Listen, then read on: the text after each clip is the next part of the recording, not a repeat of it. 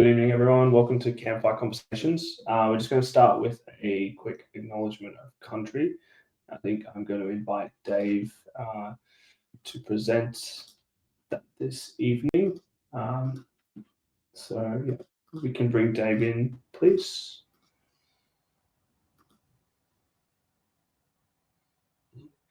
Thanks, Lloyd.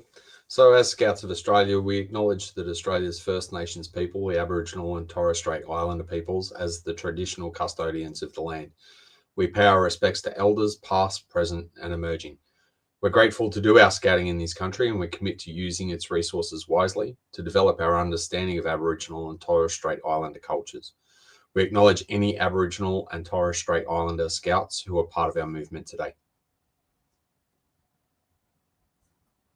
Thank you, Dave. We might leave you on the screen as well, and we'll jump ahead and we'll bring everyone on. So we're going to just quickly do a welcome introductions. I think we're still waiting on a few people to join us, but while we're waiting for that, we'll quickly jump in, and then we're going to do a quick update from myself. We'll talk through our membership numbers, and then we'll jump into the Q&A, which everyone is waiting for.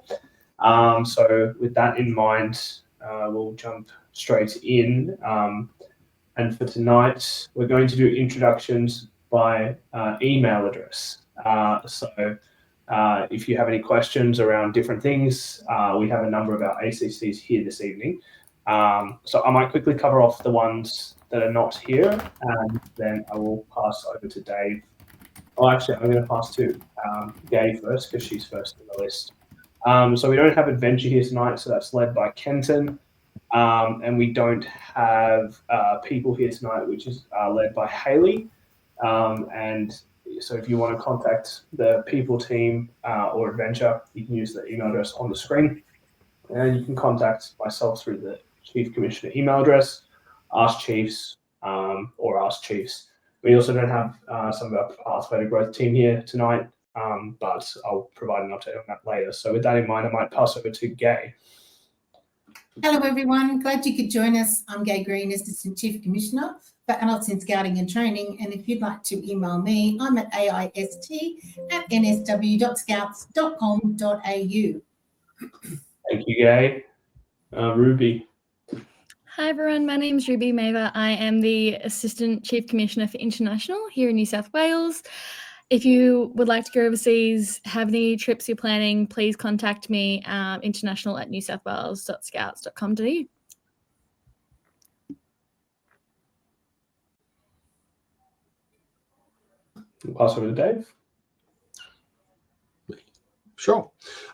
So I'm Dave Bannon. I'm the Deputy Assistant Chief Commissioner for Program in New South Wales, currently the Acting Assistant Chief Commissioner while the actual Assistant Chief Commissioners gallivanting at World Moot. So to get in contact with the program team, either ask.program or program@nsw.scouts.com.au. Thanks, Dave. We'll jump to Phil, the Program Support Leaders.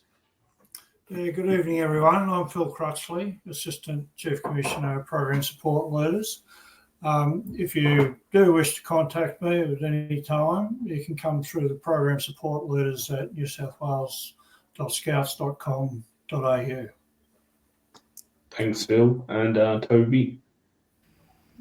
Thanks, Lloyd. Thanks for coming online, everyone. My name is Toby Chandyok, and I'm the Assistant Chief Commissioner for the Youth Portfolio. And you're welcome to get in touch with me and the team at youth@nsw.scouts.com.au. Cool. Thank you so much. And so that's everyone this evening who will be presenting. And we have behind the scenes as well Bree from our communications and marketing team supporting us, and also Kat Farrell, who's our administrative business partner. So thanks everyone for giving up your evening, and thanks to everyone who's watching live as well. For those of you who are not watching live, hopefully you enjoyed the recording. But I'd encourage you to join live going forward, so you can also ask them live Q&A, which we'll jump to, so you don't just have to submit your questions in advance. So with that in mind, we might get a few people off screen, and I'll just quickly provide a quick update on a few things. And also tonight, we don't have a set topic or a set agenda. We sort of just opened up for questions based on everyone's feedback. There wasn't necessarily 100% liking to what we were doing with a structured topic. So we've sort of gone back to an open Q&A, and so you can ask us anything and we'll be able to try to respond best we can in the evening. So with that in mind, many of you would have heard now about Pathway to Growth. And Pathway to Growth is to ensure there are some key areas of impact to our membership and our growth in Scouts New South Wales. And so this is better for our adults, better for our youth, and also better for our program. Anyone who thinks about Scouts, our program is our core bread and butter. And that's what we all do and deliver as volunteers and support our youth out on their journey and their pathway, right? So the Pathway to Growth program, which the board has asked me to work on, is all about these 3 areas of impact across our organisation. And with that in mind, we've actually started on 4 initial initiatives, but it's actually going to be down to 3 at the moment. We're going to park Just Refer a Friend just for the moment, but we're working on what does a program refresh look like? How do we make sure we provide leader capacity relief? Because as leaders in our organisation, we already have a lot to do and sometimes too much to do as well. So how can we make sure we can provide that extra support from a state or region to our frontline leaders to deliver the program? And also Joey Scout build as well. So how do we make sure we can get our youth members in the Joey Scout section, and then they will stay longer into our organisation and throughout the youth program as well. So with that, I'm going to quickly provide a membership update as well. So from a membership perspective, actually our membership last track was up quite a significant amount, and this slide looks probably a little bit too busy. But you can see every time we've retracked as well, just sort of here, here, and here, we have quite a significant drop off. But overall, since last trek to the end of last trek, even though it was a little bit longer, we had an 8% growth. Currently, right now, compared to where we ended last trek, we're down at about 19%. And we've been doing some work with the State Service Centre to figure out how we resign our members so this number is more current during the trek life cycle. But positively, last trek, and even since 2023, we've actually recorded some growth. And if we move that number back even, we've had the growth throughout the treks over that period of time as well. From a youth member perspective as well, there has been growth, which has been pretty exciting. So as you can see here, every trek, there is that significant drop off. But as we move throughout the trek, usually within the first month or within the first 2 months, we see that number sort of head back to where we were towards the end of the previous trek as well. So yes, Peter, the end of trek figures do include those who left Scouts. At the moment, we don't have a way of reporting it otherwise. So yeah.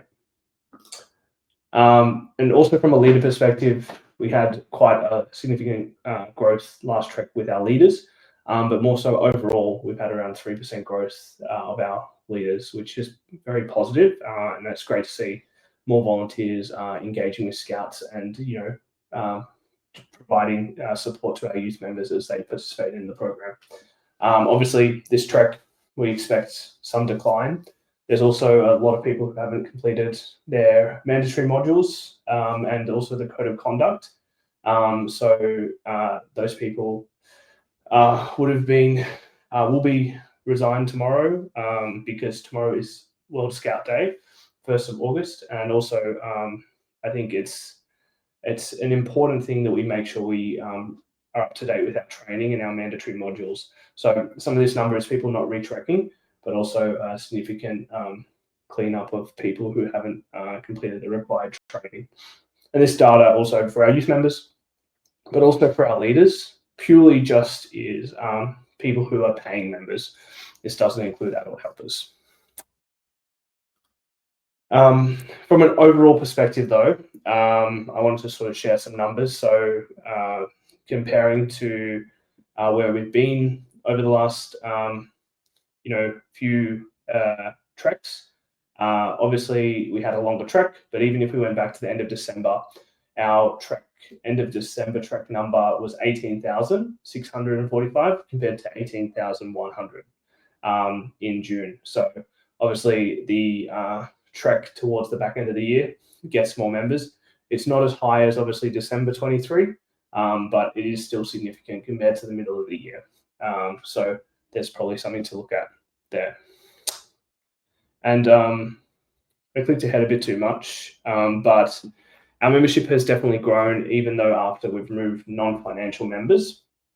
So for about 5% from a youth member perspective, if we just look sort of a comparative period, and also 11% from a leader perspective. And obviously there's a number of things that happened, such as Jamboree, or those kind of things that probably would have attracted more members in the last Trek. As we move on now to an annual billing cycle, I think that's sort of what we'll see. We'll sort of start to see some things happen as well with our membership data. So with that in mind, I might sort of a quick update. We're going to jump straight into Q&A. And so we have a few questions submitted in advance. And if you have questions, feel free to pop them into the chat and we can jump straight into them as well. So with that in mind, I've just got to find my spreadsheets as well. But Kat has put up the question on the screen, which is great. So there was a question around information about the proposed all sections camp in January 2026. Dave, I don't know if you want to take an initial view of this, and then I can jump in. Just going to grab some water. But yeah. Yeah, sure. So at this stage, we're not making any firm commitments on the all sections camp at this point in time. We've got some other moving pieces going in the background. Part of that ties into some facility stuff that we've got going on at the moment that we need to address, and there'll be some information come in the near future as to what's happening with that all sections camp. So please keep your eyes peeled because there will be information coming soon. Thanks, Dave. And also, next year is meant to be a recovery year, apparently. So we're sort of just deciding as to what we'll do there and how we'll either make that happen or what this all sections camp could become. But at this stage, it won't be. I don't think it'll be January. Will it, Dave? No, probably not. No. Yeah. Cool. All right. Who is the next question? I think it was like a 4-part question. So it was, what are the membership numbers in Scouting? So we covered that off during the membership update. If you have any questions, feel free to send them through to us.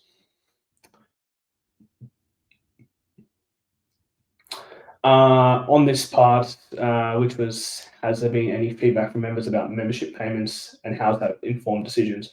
So there was a lot of feedback actually, which made us go to a 12-month Trek from our members around membership. I think the other thing to bear in mind is Scouts has a lot of commitments, right? So Scouting happens, all the time. And I think, Gay, when we were talking, maybe if you want to come in because you've got to help me answer the next question too. But when we were talking about some of the questions that were pre-submitted for Campfire Conversations, we talked around Scouting is on all the time. And so there has been quite a bit of feedback that our people didn't want to re-register, and the feedback we were getting was they don't want to have to re-register on twice a year. I don't know, but you wanted to add around Scouting all the time? Yes, Scouting's not a seasonal thing. It's on all year round. We even scout in holidays, in January school holidays. We have jamborees and stuff like that. So Scouting doesn't stop. So it's important that we know what our income's going to be for the year for all our expenditure as a branch. So and our parents actually didn't want to have to do it twice a year. They just wanted one bill from one source where they could do a payment plan from one source. And so we listened to them and that's what we gave them. Yeah, thanks for that, Gay. I think it's definitely key, and that was feedback both from our parents but also our leaders as well. So yeah, I'm going to take the next one, but you may as well stay here because we're going to talk about training next, I think. So I'll quickly take the next one. So there was a bit of a question. This was sort of a 4-part question that was submitted around the last 2 things, and then also this, and then some stuff about training. But there was a question more so about why are camps getting more expensive. And there's a number of factors. I think the cost of living is going up significantly across everything we have and everything we do and every part we play in society. And not only this too, I think there's an aspect of our campsites that we either employ professional staff to support and run them. We have volunteers running them, but the cost of infrastructure, all those things has also gone up. So there is a significant increase, not only to our activity centres, but also what's happening there. And more so, I think previously as an organisation, there's probably been a mantra to, let things run at a break even, or sometimes potentially even at a loss, right? And at that type of mindset or mantra is not something we can do, I think, in today's society. We need to break even, but we also need to reinvest in the future. So it's not necessarily making a huge profit. And there was a lot of questions around State Rally, for example, when it was cancelled and those kind of things. And there was a lot of commentary to say that State Rally was cancelled because it didn't make its membership, it didn't hit its targeted budget number. And that's not true. State Rally actually had more members than it needed for it to run at the price it had. And so I just wanted to make sure that was clear. But more so, there is rising costs across everything. So transport and those kind of things that we need to cover for these days, insurance costs, etc. So event camps in general and the cost of scouting is going to cost more. I wouldn't say it's necessarily going to cost significantly more, but I can't guarantee the cost of camps 100%, because I think we need to assess every camp we go into or every event we're going into. And we're just about to start AJ 2028 as well. So it'll sort of be interesting to see what we can do there from that perspective too. So the next question was about training, Gay. And I think this is purely up your wheelhouse. Thanks for that, Lloyd. So I sit on the National Committee for Scouts Australia for training, and we're always, like with our program plan, do and review. We're reviewing the training all the time to make sure that it is up to date with the curriculum that we deliver. We're well aware that some of the on-demand training is out of date, and there's lots of reasons why that hasn't been updated, but some of that is that it's done by volunteers that have other roles around Australia doing what they're doing, including myself. I've been one of the people that has been rewriting some of that, and of course I have another role in scouting here as well, and I work full time. So sometimes those things do take a bit of time. What we're looking at the moment is that some of you may have, and I hope a lot of you did a McCrindle survey recently at looking at what the role of a leader looks like moving forward, because we acknowledge that we need to look at the model that we currently have. Once that has been decided, then training again will change to fit that model. So training is a bit like our whole movement. It's a movement. It is not static. We're forever looking at it and seeing how we can improve it. And this year we will hopefully bring on some new training for our younger people. And when I mean our younger people, our people that have just come out of the youth program or are actually in the youth program at the moment, where they won't need to do the full scouting essentials because we acknowledge that you already have these skills. So these are things that we're working on from a national level, and we hopefully will see that delivered in New South Wales very soon by our national trainers that reside in New South Wales. So I hope whoever popped that question in that answers it, but yes, we're certainly looking at training all the time to make sure it is up to date. Cool, thank you so much, Gay. I appreciate that. Actually, we may as well stay here. I think the next question is also relevant, and I think we'll take it. Happy to sort of take it together. So, what practical steps can Scouts New South Wales take to better support and train our leaders so that both adults and young people thrive in this movement? Yeah, so it's just basically what I've just said. From a national point of view, we're looking at the models of scouting, and we agree that there's something between an adult helper and a fully trained leader. We haven't quite got to what that looks like. There's lots of discussion at the moment. And once we come up with that, and it could be that, perhaps there's a pool of leaders that, I don't want to scout every week. I just want to, I've got some really great skills. I want to be available, maybe like a casual teacher. I'm not sure what the model will look like. And we will then look at what kind of training they need to be able to deliver that, to make sure that we are flexible with our model so that we can deliver the program successfully. We acknowledge that volunteers have changed the way people have changed the way they volunteer, and not just from this organisation, but from Surplus Saving, Girl Guides.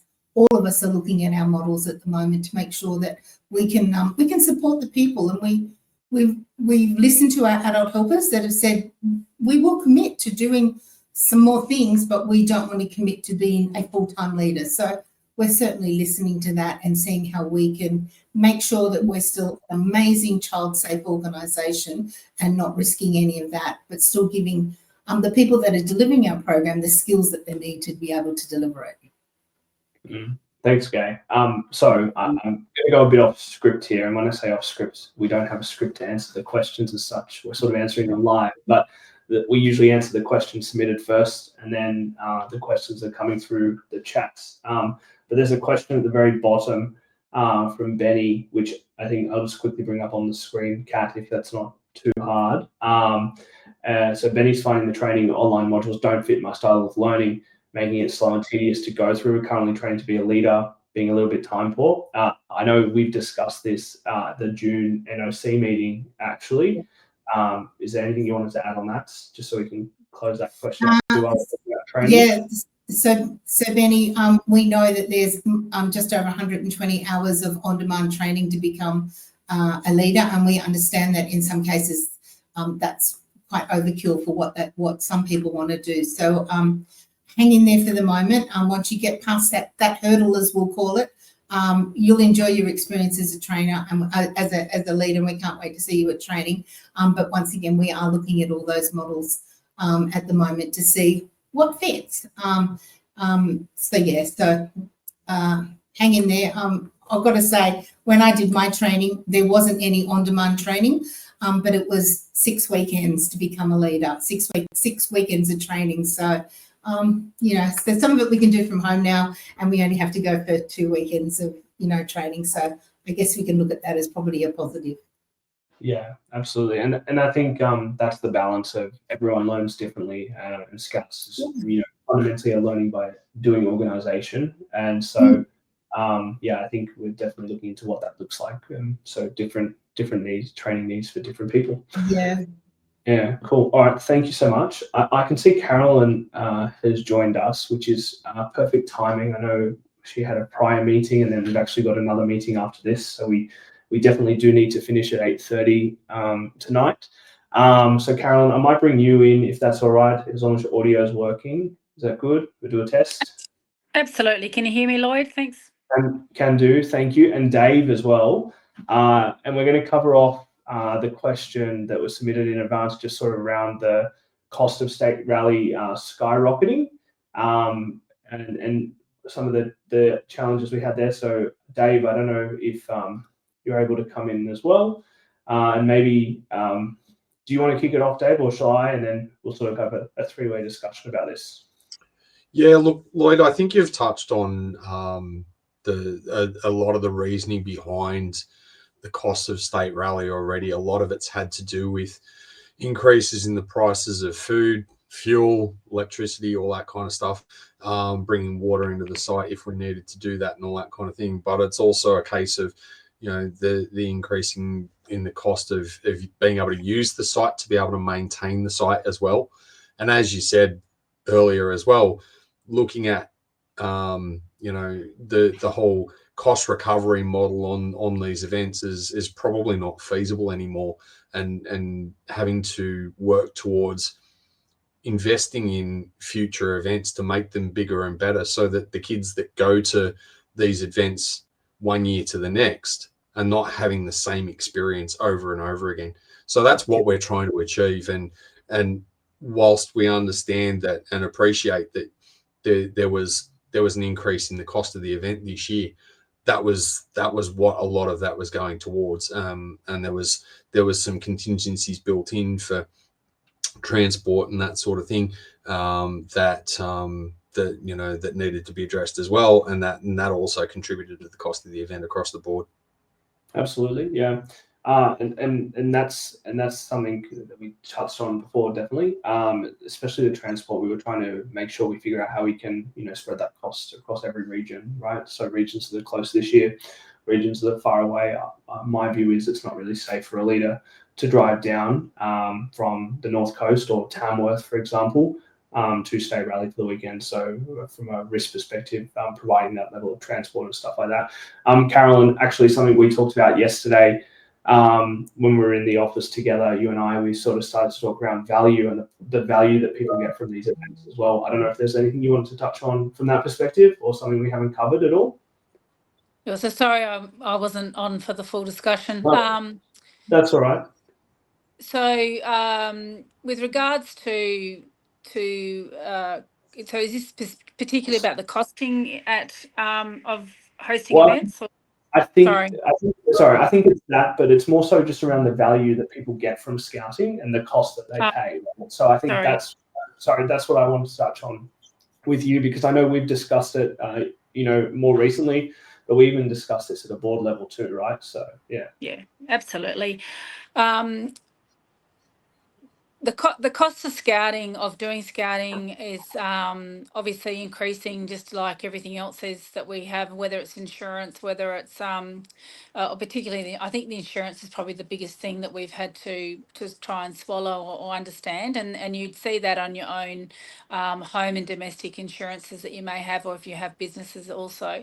We're only talking yesterday about just the continual cost of living increases that go on with, if you take a carton of eggs as an example, and 2 years ago, what that cost and what that costs now. And it seems, for me, week on week, every time you go to the supermarket, everything seems to have snuck up, not a couple of cents, but more like 50 cents to $1 or even more. So I think the way we deliver scouting and what we're trying to do is to keep those prices as low as we can, but add value everywhere we can. The team at the State Service Centre are certainly very mindful of making things as easy as we possibly can for our terrific leaders to be able to deliver and amplify scouting throughout the state, and anything we can do to help to assist that and take that task off people, or assist in and simplifying that, is what we're about. So value is very, very important. We know that the way people judge and make decisions with what they do, with any discretionary spend they've got, is got to be first class and hit the mark. So I think that's probably the mantra we take on. Yeah, well, for sure. Thanks for that, Carolyn. And I think that's definitely reflective of the conversation we had yesterday, but even more recently as well, like throughout the meeting. So yeah, thank you so much. Thanks, Dave. We'll let them just go off for a second, but definitely be bringing them back. I can see quite a few questions submitted via the chats, which is good. Okay, we might come back to this one, Kat. Don't know what this one was yet. It's on the screen. I don't know if I clicked it, sorry. We're going to jump to Toby's question, and Toby's had to jump off to go to a national meeting, so I'm going to take it.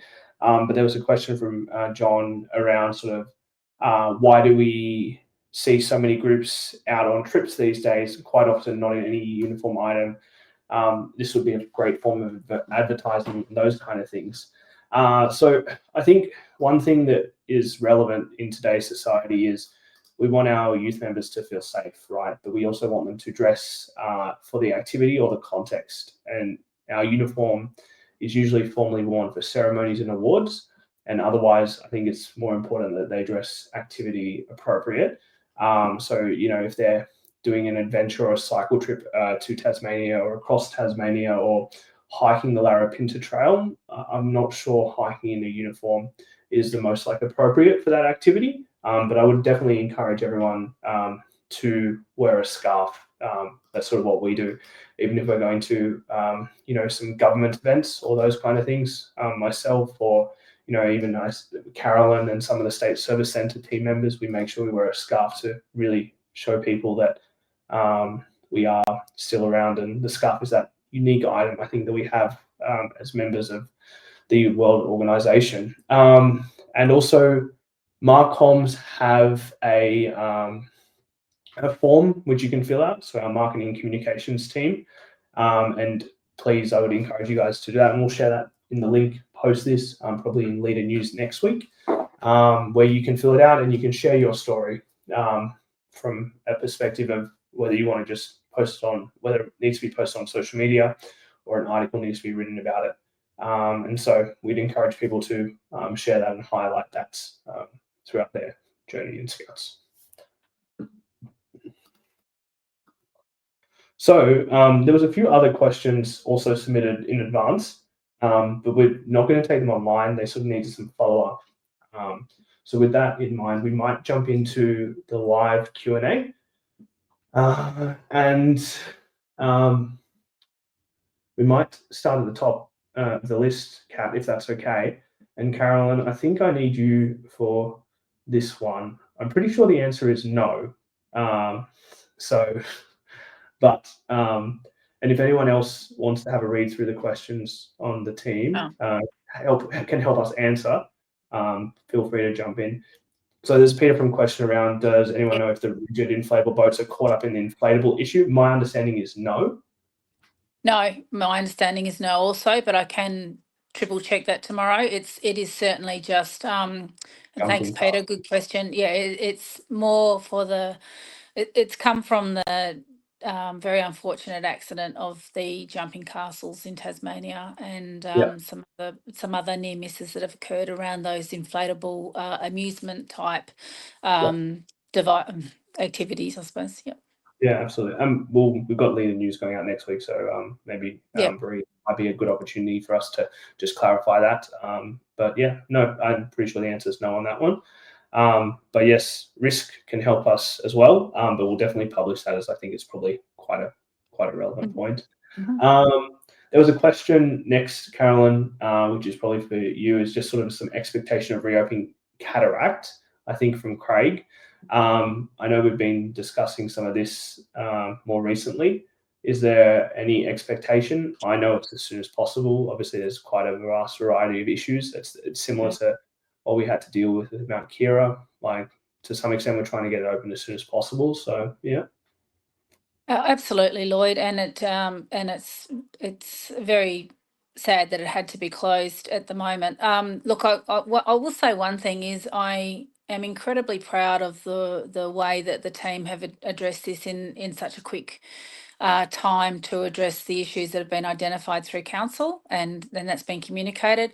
We are working absolutely in earnest with that, and we can only keep you updated. Unfortunately, I can't, and I would not give a date that may happen just as soon as possible. It certainly won't be, I imagine, within the next next month, I would say, is probably at least longer than that, if I can manage expectations. But with all these things, we'll continue to communicate as we get more knowledge and understanding of it. Yeah, absolutely. And the board just got a briefing last week, so we're definitely working towards whatever we can do to work on that. So yeah. I think it's just a fireside chat tonight, to be honest, Carolyn, between us right now. So there's another question around, is there a longer term plan to replace Scout Hub? Obviously it works, but it doesn't seem to be developed towards our needs since we can onboard and doesn't offer cost-effective payment options. The answer is yes, there is a longer term plan. I don't know how much, Carolyn, we want to dive into this tonight, or maybe there's actually worthwhile us at the next Campfire doing a deep dive into some of this potentially. But there is a longer term plan for sure. Yeah, thanks, Ed, for your question. Absolutely can more, because there's a lot of work being undertaken, and I think it is far too early, Lloyd, for us to talk more generally about that broadly. But obviously the interaction between, once again, our two teams is colossal on this and getting a situation of where we're moving to. So the evolution continues is probably the best way to say that, and where we may land will be done through all the required processes and what we need to do. So there is work being undertaken on that, and where that may land, again, a really good model of best practice. Yeah, agree. So yeah, I think Kat will probably park that as like an update or something, to be honest, on what that looks like. That's a good idea. There's a question from, how can I hear this? Oh, okay. This, Carolyn, you're free for a second. We'll bring Gay back on just for the moment. I think this question's for Gay, to be honest. It's how can I keep one of my leaders as he needs to do OHS today, but he's moving from Walgett to the NT and won't be able to do the e-learning. Stephen, just send us an email. So Scouts Australia has a policy that 2 people within the branch need to approve an extension. So if you send me an email, one of those approvers is myself, and the other one is also on the screen, Lloyd. So between us, we make those approvals. So we're really happy to give your team member from Loans an extension, because they need to settle into their house before they can turn their computer on. So that's not a problem. Just pop in that email that perhaps a 3-month extension, and I'm sure that won't be a problem. We can execute that. That won't be a problem at all. Amazing. Thank you, Gay. Appreciate that. I think I can take this question next. Is from Neil. I probably need some more clarification. So Neil, maybe drop me a note or give me a buzz or something. But is there a plan to stop resigning members at the end of each trek? If people want to stop, then we can make a process for this. So yes, and Carolyn, maybe we can sort of tag team on some of this if you've got a second as well. I think when we, moved to the 12-month trek based on the feedback we got from our leaders, that was the intention, is to stop having to resign people and sort of as a bulk, right? But let them resign if they want to. And so that's the intent we're trying to get towards. I don't think we're there 100% yet. I would say we're 80%, 90% there, to be honest. And we're just working through what that looks like now. So, they can resign throughout the year. But obviously, as we talked about at the start, we still have those financial commitments that as an organization we are making. So I don't know, Carolyn, is there anything you wanted to add from a process perspective in the State Service Centre or anything like that? No, I think you've covered it really well. And the change from 6 months to 12 months was the 6 months was to suffice with the active kids vouchers, which we know now don't exist. So after changing everything to take benefit of that incredible investment that we were receiving, and to 12 months now, we just, as I said, really, I know I use the word evolution, but it is the membership program and membership procedures continue to evolve to meet our changing needs. So yeah. We've listened, we've heard, we've changed, we're morphing, we continue. So, Yeah. Cool. All right. Thanks for that. There's another question, which actually there's two questions from Tanya. There's one question around what's happening with updating ScoutLink for it to be an effective tool. I don't necessarily know what that means so much. ScoutLink is definitely updated. Like there is Scout Hub, ScoutLink, both systems should be talking to each other. So if there's some challenges there, probably just drop us a note through us chiefs and we can pick that up and understand it. But there's a question probably more so for Gay, to be honest, about mandatory training for our adult helpers and to be completed within 3 months. And how is us as Scouts New South Wales overcoming the backlog? We're planning a family camp in November to commemorate the beginning of 100 years of the group. Well, that sounds very exciting. And we need parents to register as adult helpers. So, yeah, Tanya, we'll pass over to Gay. Tanya, congratulations on your group turning 100 years. That's exciting. And the fact that you're doing a family camp, well done. There is no backlog. What happens is sometimes the police clearance is the one that we stumble over because that's done externally and the link only lasts 7 days. And and quite often it goes to junk, and that's not anything we can do because it's done externally. So if you've registered an adult helper, and they've got their working with children's check. That's verified almost immediately. The police clearance, as soon as we lodge the letter, a link will come through for 7 days. So just ask the adult helper to look out for that. And the opening up for the mandatory modules, once we've got that clearance, it's within hours that the opening to the modules. So realistically, there should just be a 7-day delay if all the links are followed. So they need their working with children's tech, they need their police clearance, and they do need their 3 mandatory modules to go on your family camp. Lloyd, I can answer the ScoutLink question. ScoutLink is now only used for training recording purposes only. And we are hoping that our training will actually get onto Scout Hub, but at the moment the APIs don't work. So we need to make sure that we have somewhere where we can record our training, and that's what ScoutLink is used for. So all our membership still sits within Scout Hub. Some of our appointments are put into ScoutLink, but we are hoping, and as both Lloyd and Carolyn have spoken tonight, we are working in the background on all sorts of things that we can do to improve the situation. We've come a long way from 2 years of data entry. We are now talking to the system, so we're excited by that. But we've still got a long way to go on that. So congratulations on your 100 years and have an amazing family camp. Yeah. And if there's an opportunity, I'm sure there'll be a few people on this team who are happy to pop into the family camp and say hello as well. So, yeah. Thanks, Gay. Stacey has asked a question around information around Covery 2026. I think I touched on this a bit earlier, but Dave, I don't know if you wanted to jump in as program and events sit within program at all. Yep. So at this stage, given sort of the fluid nature of what's happening with some of the facilities and that sort of thing, we're having a bit of a review and a bit of an inquiry as to what major event we're actually going to run next year, whether that's Cabaret, whether that's an all sections camp.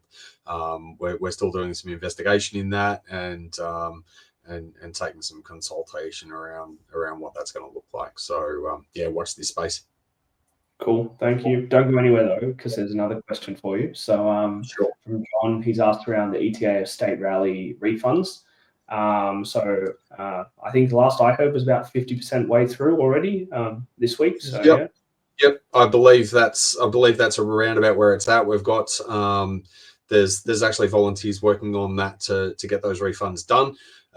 So at this stage, it is a work in progress, and please be patient. And we're trying to get through those as quickly as we possibly can. Yeah, cool. Thank you so much. Okay, then yes, I think the next question. Just trying to figure out who it is. I think it's for Kenton, but he's not here, so maybe Gay. It's sort of around training, but it's more of adventurous activities. So from Peter. There has so far not been a course for basic surf rescue. How can we run the activities in unpatrolled beaches as per what activities can I run? Is there any view on this, or should we just actually defer this one to Kenton? That does need to be deferred to Kenton, if you don't mind, Peter. That's out of my scope. Kenton is our adventurous man there. I can answer your second question though. Can other leaders get access to ScoutLink? The answer to that is no, and that's in keeping with the Royal Commission, because data there that does need to be protected. So only the leader in charge can access that information. So that hasn't changed. It's always been the same. If you can flick your email, read your basic surf rescue, and it's a great question. Can you flick your email to Kenton? CC me in so I can follow up with Kenton, because he wasn't with us tonight. That would be great. Thanks, Peter. Well, thank you, Gay. Appreciate that. And then there was okay, that was done. And then there's a question from from Stacey on state rally merch. So Dave, I think I can take it, but if you wanted to come in, if you know something different, is what's happening with the merch that was meant to be collected at the event. My understanding of this and what we talked about was we're going to post it out to everyone who submitted merch requests and who wanted to be picked up at the event. Is that my understanding is correct? Still there? I would need to clarify on that. That's the direction I provided, so I'm pretty sure that's what's happening. I do believe there is a merch delivery in the ether and about to land somewhere, but I'll get some clarification on that, and we should be able to get something out there for you, Stacey. Cool. All right, thank you. There was a question around youth mental health first aid training going in Sydney metro area. I keep following on Scout events, and seems like they're organised a few hours away from Sydney and quite expensive as well. I don't think we have, Haley's not on the call tonight. Gay, not sure if you're close enough to this so much. Or Phil is. Phil put his hand up. Phil, welcome on the hot seat tonight. One question, you're very lucky. Yeah, thanks. Regarding mental health first aid training, yes, there is a program. It has been pared back slightly, but we're running programs quite often in the Sydney North region, mainly through, I guess, the demand for those courses in that region. But if you work through the region organisation that you come from, Benny, not Benny, I would suggest that they would be able to tell you when the next course is, and if not, they can request a course to be run in that region. So while I don't have the schedule with me, Haley would have that, but I am aware that the instructors are actually running courses at the moment in the metro regions. Cool. Thanks, Lloyd. Yeah. All right. There was a question on the state rally merch. We're just having an internal chat as well, and Bree confirmed that it arrived at state office today, so it'll be posted out early next week. So unfortunately, won't be there for this weekend, but early next week, which will be exciting. So thank you to the State Service Centre for helping us get that out to all our members who ordered for pickup at the event. So I don't see any further questions, and probably if there is, feel free to drop them into the chat. But we might sort of start to close off, and we'll sort of probably just bring everyone back on the screen to say one last farewell, or if anyone wants to add anything we've missed or something important to share, feel free to. So we might bring everyone back in, Carolyn.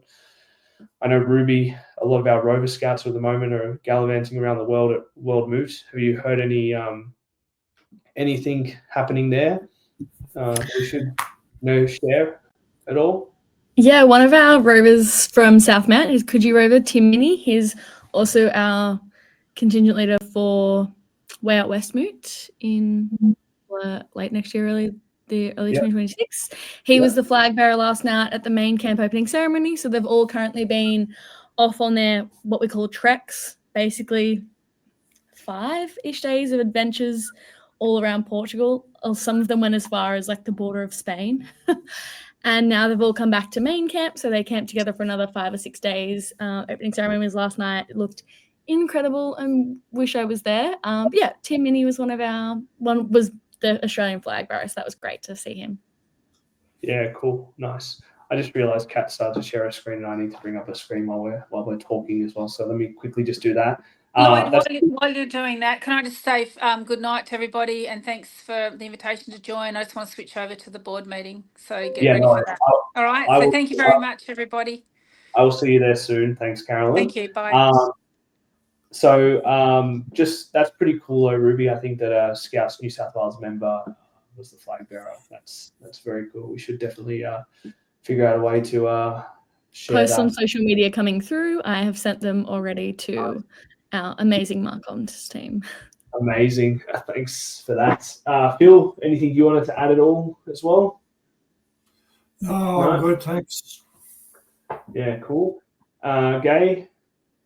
I've just done a quick dump of how many people of code of conduct have got to do tomorrow. Well done, everyone, to our group leaders that have been out there getting that done. Our numbers are right down, which is really, really great, which means tonight they're just going to finish it, and there'll be Happy World Scout Day tomorrow. Wear your scarf with pride. Oh, that's good. So we won't have to, unfortunately, remove people. That's really No, I don't. If we do, it won't be many, which is great. So that is good, because I think last week we were talking around like 500 Yeah. or more. Well, 2 It weeks was ago. fairly high last week, so well done, everyone. Thank you. Thanks everyone for getting that done, and it's really important to do Yeah. that. And I think because we timed it like this, every 2 years from now on World Scout Day, it's going Happy to World Scout Day. Happy World Scout Day.